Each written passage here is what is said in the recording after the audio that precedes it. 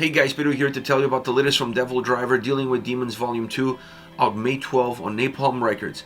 This album has 9 tracks, 36 minutes in length, and this is the band's 10th full-length studio album. They are an American groove metal band. Now, the design of this record is simple, and that's all you really need. Not that I was expecting anything else from a record that has 9 songs and 36 minutes in length. It's super compact, super balanced, an album that doesn't worry itself about taking the listener down a path or on a journey, creating a roadmap, none of that. This album is all about exteriorization of everything that was bubbling on the inside as far as Volume 1 is concerned. So it's a more direct, it's a more to the point, allowing the songs to have energy within themselves, and that energy is really what catapults the listener from track to track. And when you have an album that is this concise, this compact, with this overall design style matching the soundscape that it offers, you have a record that flows really well. You have a record that never really repeats itself, but you also have a record that offers great playability, because at the end of the 36 minutes, you're ready to press play and go at it again, which is exactly what you want on any album. As far as the sound is concerned, I don't like to compare records, but I feel like I have to compare Volume 1 with Volume 2. This is a different album. But it's not just a different album, it's a continuation or perhaps a result of everything that you felt in the sound, in the lyrics, in the experience of Volume 1. This is the sequence of that, but a very different sequence. If you have to look at these two records, I would say one is more introspective and this one is a lot more outverted. It gives you everything that it has and it doesn't hold back. It doesn't hide anything. You don't have to read in between the lines. The sound on this album tells you exactly what this record has in store for you. It's a heavy record, consistently heavy from start to finish. A very groovy album, but interestingly enough, also a very dark record. Now, it's dark across two elements. It's dark in some of the soundscapes that it offers, specifically with the more melodic guitars filling in as a layer, adding a lot of texture to the sound, and also dark from a lyrical content point of view. At least it could be interpreted that way. That's how I took it. It's an album that gives you a different perspective, sound-wise, lyrically-wise, and then obviously the impact that the vocals have in the lyrical content and how it matches with the overall sound experience. I honestly felt like this was a very robust record, a record that was layered, that had a lot of texture, that had a wall of sound, but it was not just about having a wall of sound. It was also about the elements that made that wall. Sure, it's important to create that experience, that volume, that thickness, that robust nature, but it's also important for the listener to see those elements, at times the wall crumbling down, breaking apart into brick by brick, so that you can better appreciate what those bricks are doing when they come together as one. That's kind of the experience of this record. It has a sense of expanding and contracting from song to song and within songs themselves. It's kind of a fingerprint of the overall soundscape of the record. Now, when you talk about specific elements like guitars and drums, everything feels at the right time, at the right place. The guitars, for example, they have a very thick sound at times, but they're also very groovy, and they also direct, and they also add substance to the overall volume and sound experience. So they don't have a one-size-fits-all. They take a two-lane approach.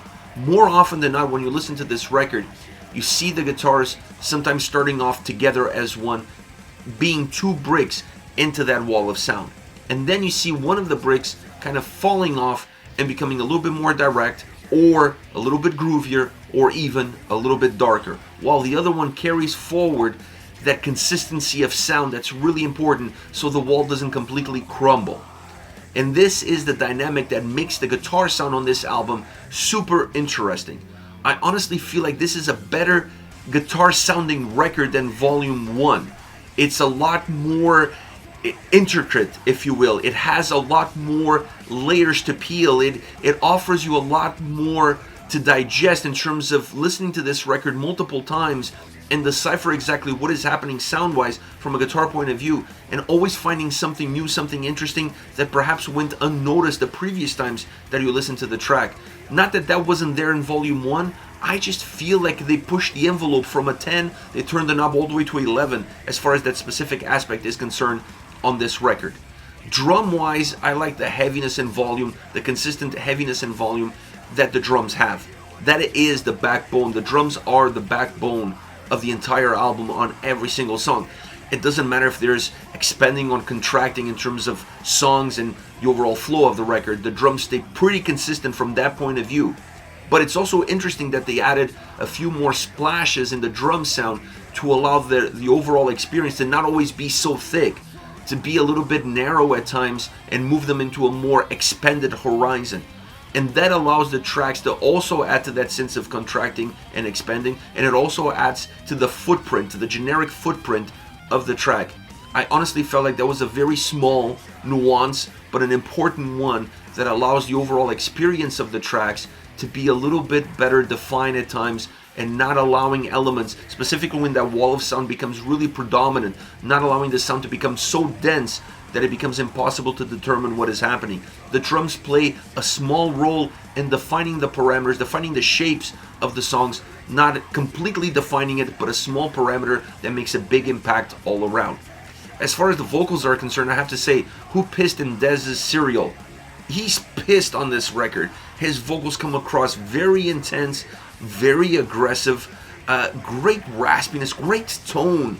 I really enjoyed the delivery on this album. Very consistent delivery. I think that's perhaps one of the most consistent elements that this album offers, is the vocal delivery and the vocal style.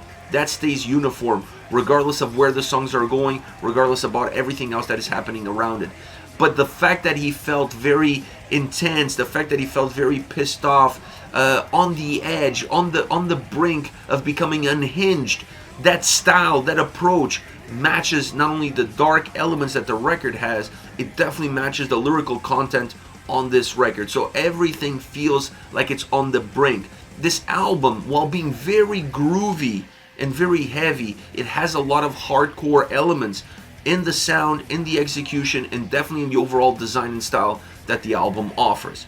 Definitely a different journey, definitely a different experience from Volume 1. And like I said earlier, while Volume 1 felt more introspective, this one is more extroverted.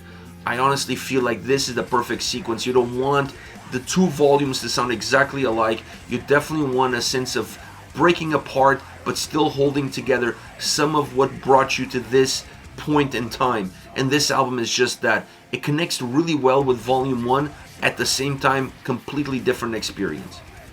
As far as favorite songs are concerned, I want to start off with I Have No Pity. This is the opening track on the album, and I really enjoy this song because it's one of those tracks that just opens the record with a lot of intensity, but it also opens the record by setting the bar and giving you an idea of exactly what this album is going to be all about, musically and vocally. This song is a synopsis of this record. It has great guitar sound, phenomenal sound. It's a driven, punchy, melodic, heavy, and groovy track with a lot of thickness as well. It has great movement. It has that sense of expanding and contracting, and then the vocals are unrelentless throughout the whole delivery. I just never felt like they were about to ease up. They felt like very, like I said earlier, unhinged, like really pushing the edges, pushing the elements, but adding to the overall intensity and aggression that the song has, that the lyrical content offers.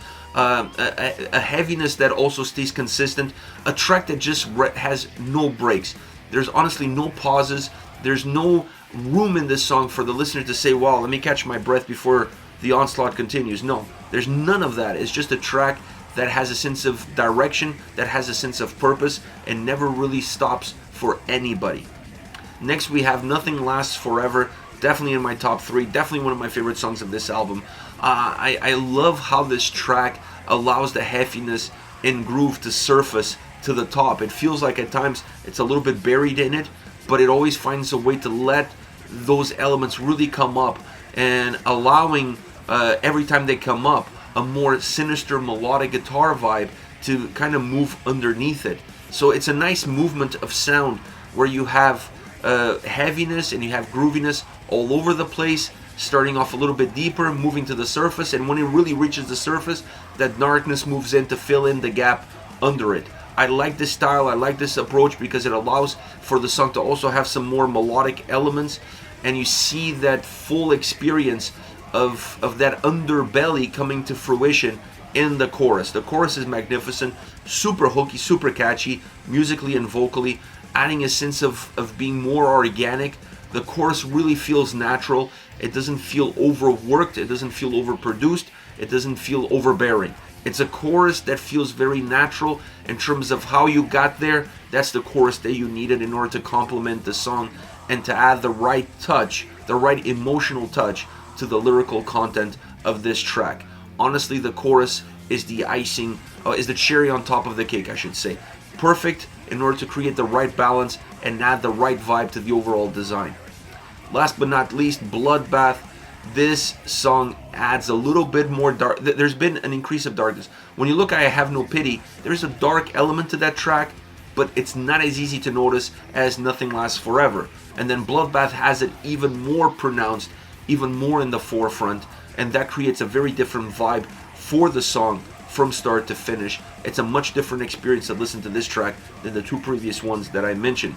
It's a more intense song. It has aggression in all of its elements. It has a great guitar sound that helps define the ebbs and flows, but also the atmosphere of the song itself. The chorus, once again, adds a lot of emotion, just like the chorus did in Nothing Lasts Forever. Perhaps a little bit more in this one, or at least it's a little bit better defined when you compare it with how different the verses are. This is a song that really has two different timings as far as the verse and chorus, and they're very distinct from one another. But that allows the track to have internal ebbs and flows, making the track feel like it has a lot more movement, making the track feel a lot more dynamic without creating volatility within it. I love this song because of it. This is it, DevilDriver, Dealing with Demons Volume 2, out May 12th on Napalm Records. Let me know your thoughts on the band, on the singles.